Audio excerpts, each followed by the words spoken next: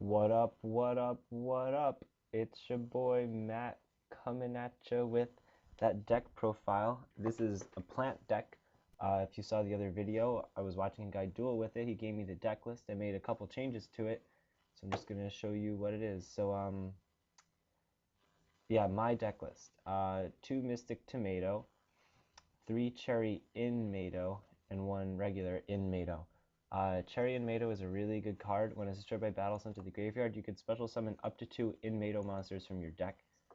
So it's a really versatile card because it could just grab one other in Mato, and then the next in Mato could just grab one more Cherry in Mato, then that one could grab regular in Mato, or this guy could just grab 2 Cherry in Matos, or the first cherry Mato could grab a cherry Mato and an in Mato. So depending on what situation you're in, or if your opponent has a couple more monsters that they're attacking with, or if you're planning on doing a synchro play next turn, you can do it. Because cherry and Mato, the monsters just can't be synchroed that turn, but next turn, when it's your turn again, they can.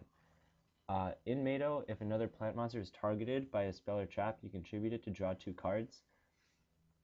It's kind of a cool card. I mean, I think of it like you really kind of are going plus off of it. You are, right? Like if your opponent has, let's say your opponent has D Prison, and you attack with Rosaria, the Stately Fallen Angel or something, and then they play D Prison, and you tribute your in Mato, that you're losing in Mato and Rosaria, they're losing their D Prison, but then you get to draw 2 cards.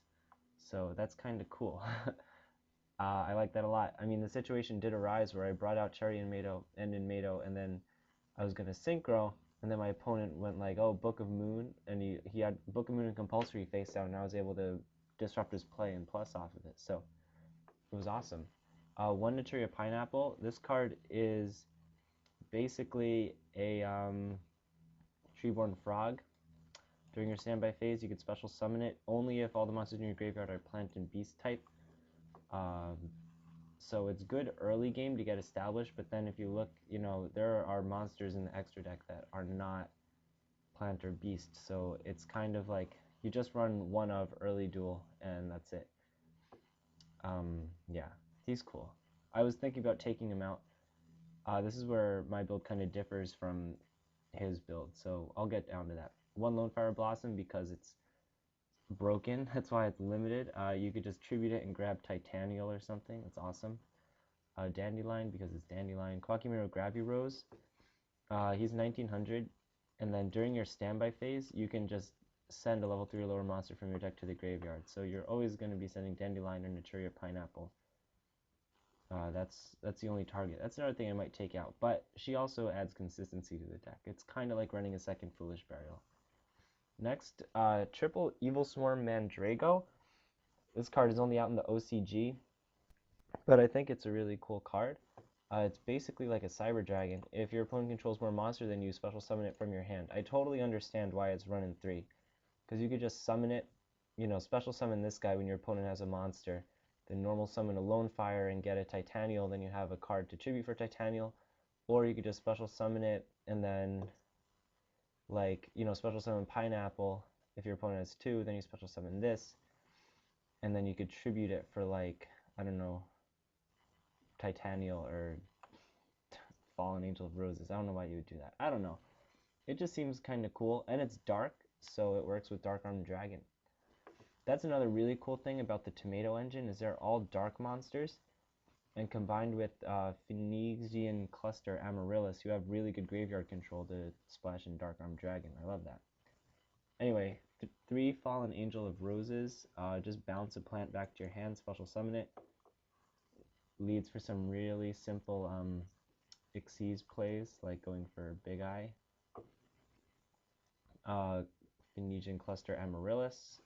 You can special summon it by banishing a plant in your graveyard during your end phase, and when this card is destroyed, you inflict 800 damage to your opponent. So it's kind of cool. It keeps coming back. It's a good way to put some defense in the deck. That was one thing that the duelist who was using it didn't really have. He didn't run any traps. I put traps in the deck because I felt like just having monsters like this and Pineapple and even Dandelion's tokens to just sit as defense wasn't really enough. Okay, I run 1 Rosaria. and 2 Titanial, and 1 Dark Arm Dragon.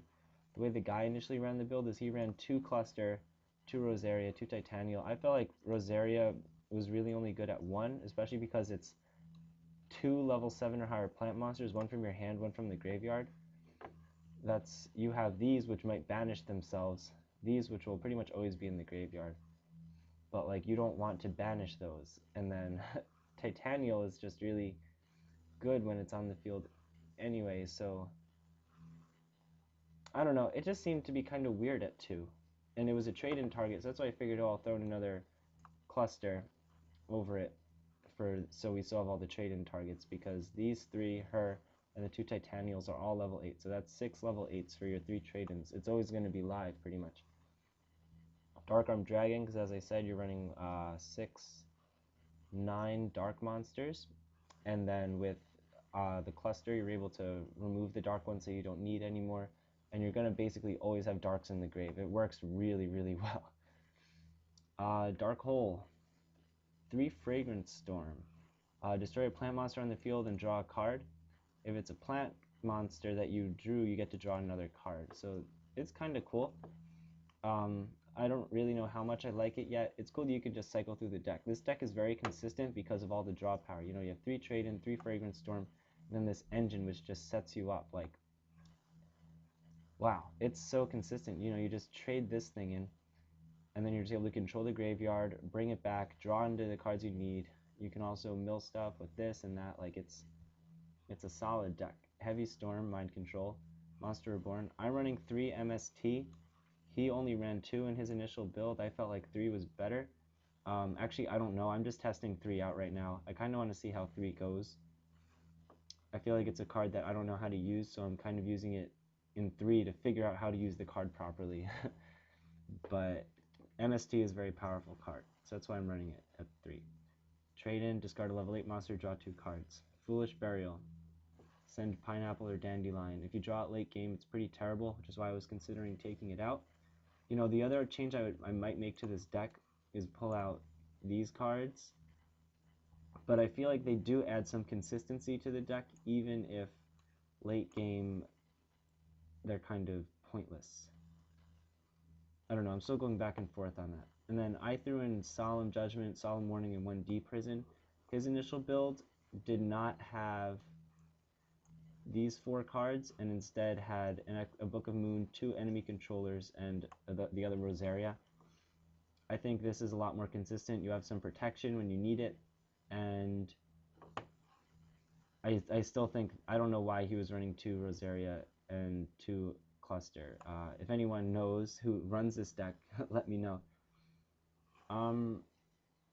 Yeah, I don't know why. I mean, enemy controller is really cool with Pineapple, but I felt like that was the only real play with it. Like, the fact that it's so plant-based, it kind of seemed that taking your opponent's monsters a lot wasn't really worth it, and I'd rather run better protection than just changing the battle position of a monster. So that was my logic. Extra deck, Cataster, Brio, Splendid Rose. You can banish a plant monster from your graveyard to have 1 monster's attack on the other side of the field. And then if this card attacks, you can banish another plant from your graveyard to cut this guy's attack in half and attack again. Queen of Thorns. These are both level 6, by the way. Queen of Thorns, players have to pay 1,000 to get a non-plant out. Scrap Dragon, you know, it's great with Dandelion. That's such a fun play. Like, they kill your In-Mado, your Cherry In-Mado, and then you grab another Cherry In-Mado, and In-Mado, you just normal summon Dandy, and that's 8 right there. And then, you know, you have field presence a lot. Digusto Emerald, I mean, why not? The only level 4s, well, you run Tomato, Mandrago, and Gravy Rose. I haven't done any Exceed plays yet. The ones that are actually, like, crucial are, like, Hieratic Sun Dragon, Overlord of Heliopolis, Gaia Dragon, the Thunder Charger, and I'd say number 11, Big Eye. Those are, like, the big 3. You know, this guy's just for consistency. That guy's for protection stuff. This guy's cool. I can't wait for him to come out. 50 Black Corn. Yeah, that's the deck. Comment below what you think about it. I think it's a really fun deck, and I'll post some duels with it. Thanks.